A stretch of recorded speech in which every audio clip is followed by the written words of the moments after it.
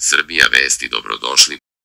Predsjednik Srbije Aleksandar Vučić izjavio je danas, govoreći o sankcijama NIS-u, da će se odluke donositi u interesu građana, ali da Srbija nije otimač i da neće otimati rusku imovinu. Nismo otimači, nećemo otimati rusku imovinu. Ako nešto treba da platimo, platit ćemo, ali da otimamo ne pada nam na pamet, rekao je predsjednik na konferenciji za novinare posle razgovora sa američkim sekretarom za upravljanje i resurse Richardom Vermom. Vučić je rekao da je Verma spomenuo reč Remu kada je reč o ruskom vlasništvu u NIS-u. Za nas to stvara nejasnoće. To stvara nejasnoće i za Ruse. Danas smo dobili neke odgovore i verujem da to u narednom periodu možemo da čujemo šta je tačno, kako je tačno, jer zamislite da mi sad krenemo pregovore sa Rusima i kažemo evo kupit ćemo 7% vašeg vlasništva. Time idete ukupno zajedno sa svojom drugom kompanijom ispod 50% i mi završimo to posle teških pregovora. Platimo sve, a onda OFAC i US-Treasuri kaže pa to nije dovoljno, to nismo tražili, imate sankcije. Šta smo radili, osim što smo izgubili vreme i potrošili pare, naveo je Vučić. Ističe da se mora tačno znati šta su uslovi, pa će onda moći da se razgovara sa Rusima. Dodao je da ako bude potrebno da od Rusa kupimo deo NIS, a da ćemo to i uraditi i da nije važno da li je u pitanju 1 ili 7% ili svih 56%, već da se postavlja pitanje gde se to plaća. Naveo je da je to pitanje postavljeno i danas na sastanku, zato što ovde kako stvari stoje, mi bi uplatili pare na blokiran račun, a to nije fer ni prema Rusima,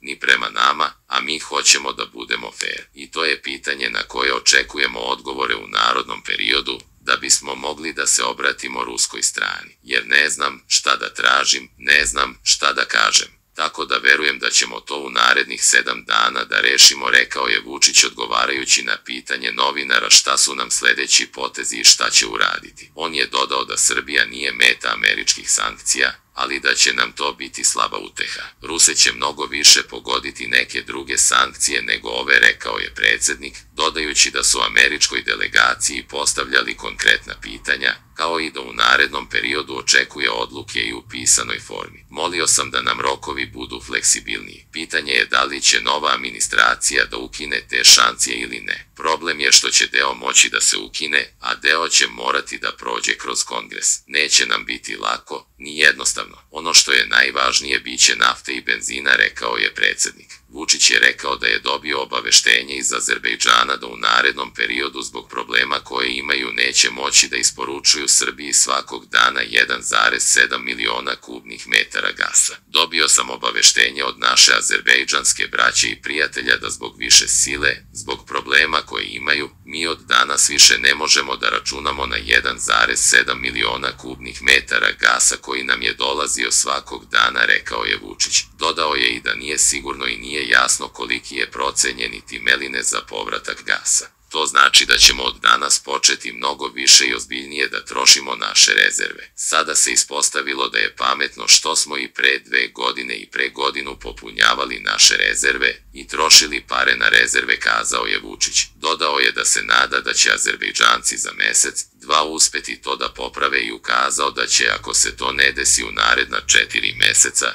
po 2-3 miliona dnevno morati da se dodaje. Sada trošimo mnogo više u zimskom periodu. Taman će da nam bude dovoljno da sve rezerve potrošimo, ali neće biti nestašice gasa, istakao je Vučić.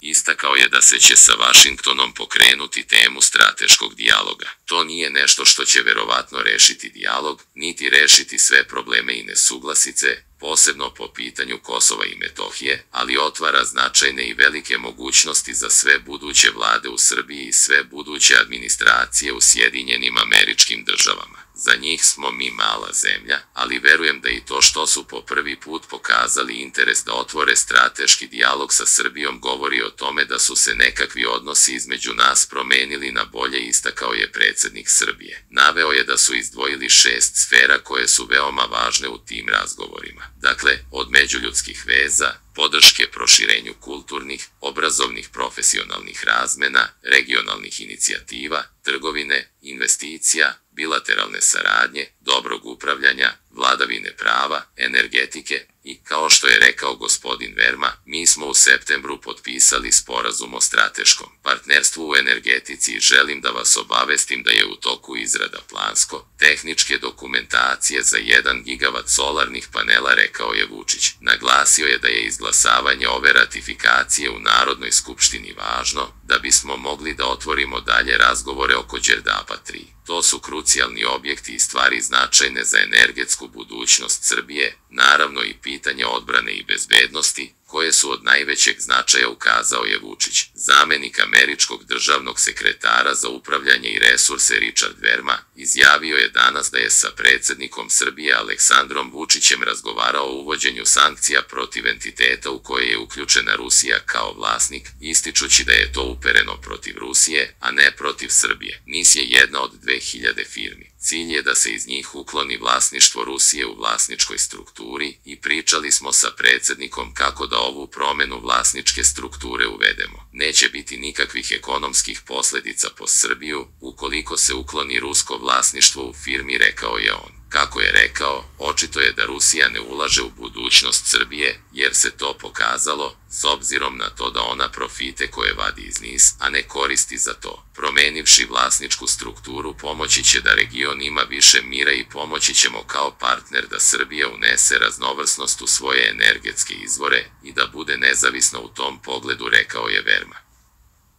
A sa druge strane, premijer Srbije Miloš Vučević poručio je danas da uvođenjem američkih sankcija NIS-u neće biti ugroženo snabdevanje niti privrede, niti građana i dodao da situacija nije laka, ali da će rukovodstvo Srbije razgovarati i sa Amerikancima, ali i sa Rusima, kako bi se pronašlo rešenje za izlazak iz te situacije. Teški su dani za državno rukovodstvo, za predsjednika Republike, za vladu, a za građane ne bi trebalo ništa i neće se ništa menjati u odnosu na redovno funkcionisanje. Nastavlja se uredno snabdevanje energentima, ne samo naftom, dizelom, benzinom, svakako i prirodnim gasom i građanstvo i privreda će imati dovoljne količine, kazao je Vučević. Kako je rekao, to je ujedno i najvažnija poruka građanima Srbije koju je uputio juče predsjednik Aleksandar Vučić, uz to, kako je dodao, da je najavio da će Srbija uz velike izazove koji je očekuju i teške dane, naći rešenje i izaći iz ove situacije. Nismo to hteli, nismo tome ni na koji način doprineli. Srbija ni jednim svojim aktom nije izazvala ove sankcije, odnosno da i NIS bude obuhvaćen ovim sankcijama. Vučević je dodao da američkim sankcijama nije samo NIS obuhvaćen, već nekoliko stotina kompanija,